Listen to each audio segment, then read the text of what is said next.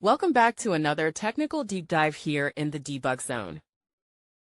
Today, we're tackling a big question and breaking it down with insights from other users. Hopefully, this clears up some misconceptions and helps you get the answer you need. So, buckle up, stay a little curious, and let's jump right in.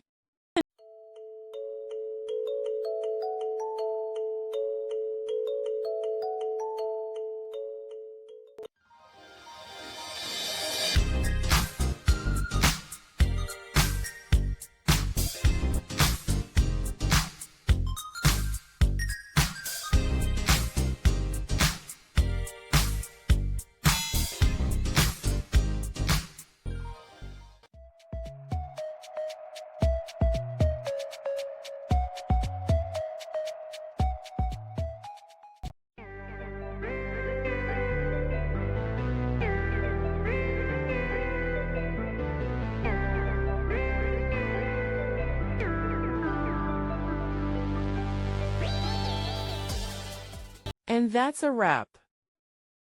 I hope you found the answer you were looking for. If you did, take a second to hit that subscribe button. It really helps out. And let me know in the comments which solution worked best for you. See you next time in the debug zone.